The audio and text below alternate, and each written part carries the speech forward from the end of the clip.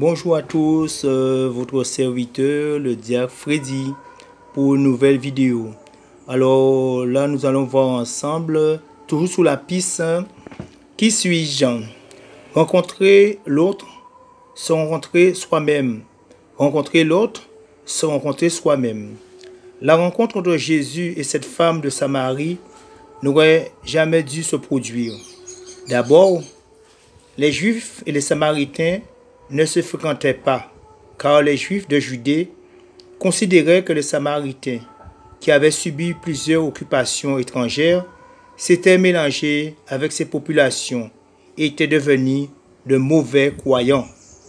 Ensuite, un homme et une femme sans liens familiaux ne devaient pas s'adresser la parole en l'absence de témoins. De plus, cette femme qui vient puiser l'eau en pleine chaleur de midi, la 6e heure, était-elle bien fréquentable? Les femmes honnêtes viennent au puits aux heures plus fraîches. Jean au chapitre 4. C'est ainsi que Jésus parvint dans une ville de Samarie appelée Sichar, non loin de la terre donnée par Jacob à son fils Joseph. Là, même où se trouve le puits de Jacob. Fatigué du chemin, Jésus était assis tout simplement au bord du puits. C'était environ la 6e heure. Arrive une femme de Samarie pour puiser de l'eau. Jésus lui dit, « Donne-moi à boire. » Ses disciples, en effet, étaient allés à la ville pour acheter de quoi manger. Mais cette Samaritaine lui dit, « Comment? Toi, qui es juif, tu me demandes à boire, à moi, une femme, une Samaritaine. » Les Juifs, en effet, ne veulent rien avoir de commun avec les Samaritains. Jésus lui répondit, « Si tu connaissais le don de Dieu, et qui est celui qui te dit, « Donne-moi à boire », c'est toi qui aurais demandé, et il t'aurait donné de l'eau vive. » La femme lui dit, « Seigneur, tu n'as même pas un seau, et le puits est profond. D'où la tiens-tu donc, cette eau vive? Serais-tu plus grand, toi, que notre père Jacob, qui nous a donné le puits, et qui, lui-même, y a bu ainsi ses fils et ses bêtes? » Jésus lui répondit, « Quiconque boit de cette eau aura encore soif. Mais celui qui boira de l'eau que je lui donnerai n'aura jamais plus soif.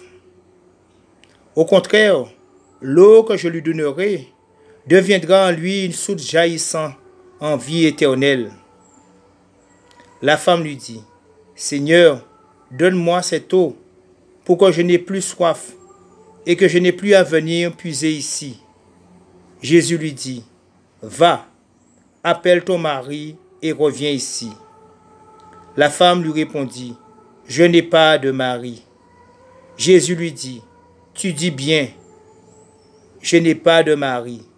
Tu en as eu 5, et l'homme que tu as maintenant n'est pas ton mari. En cela, tu as dit vrai. » « Seigneur, lui dit la femme, je vois que tu es un prophète.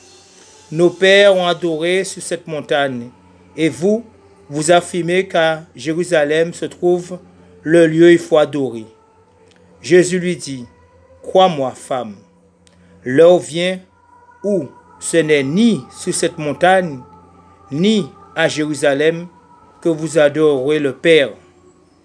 Mais l'heure vient, elle est là, où les vrais adorateurs adoreront le Père en esprit et en vérité.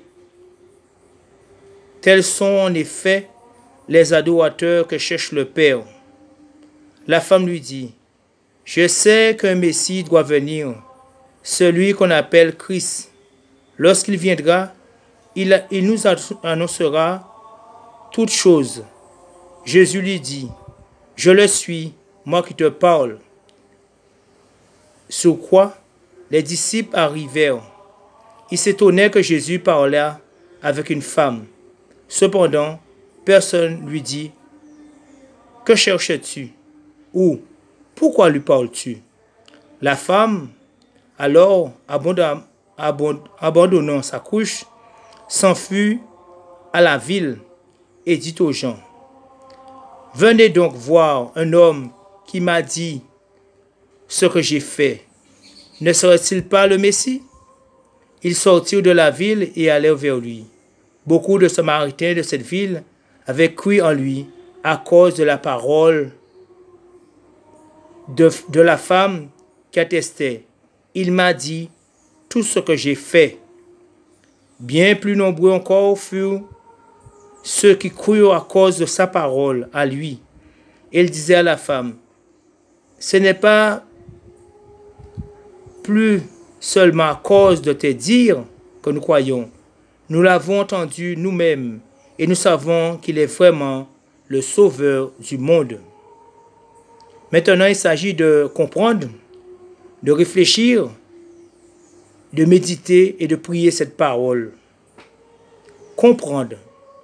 Comment Jésus aborde-t-il cette femme? Quelles sont les étapes de leur rencontre? Et elle, quel obstacle met-elle au dialogue? À quel moment entend-elle vraiment ce que lui dit Jésus? Toute cette question, c'est pour comprendre. Maintenant, nous allons réfléchir. Et nous, quel obstacle mettons-nous à la rencontre avec Dieu, avec les autres, avec nous-mêmes? Y a-t-il dans notre vie des moments où nous ressentons cette soif d'eau vive?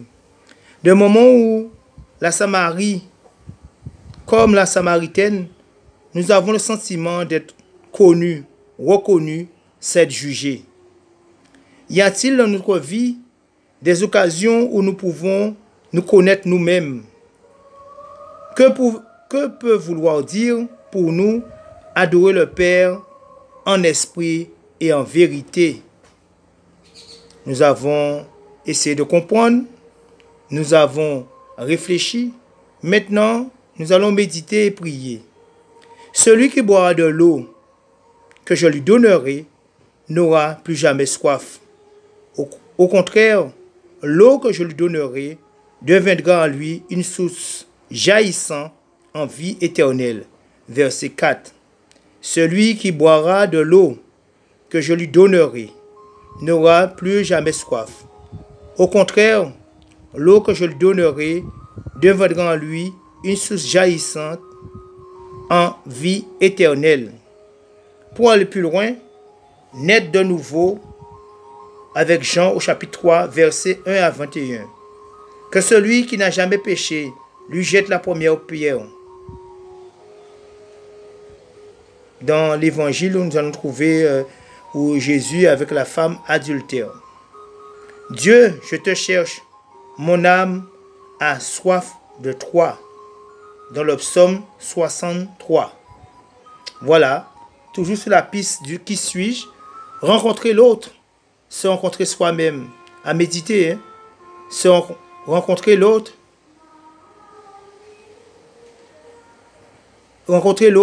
se rencontrer soi-même.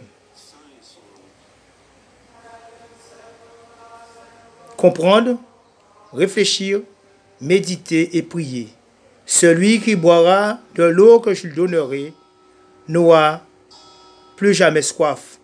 Au contraire, l'eau que je lui donnerai deviendra en lui une source jaillissant en vie éternelle. À bientôt.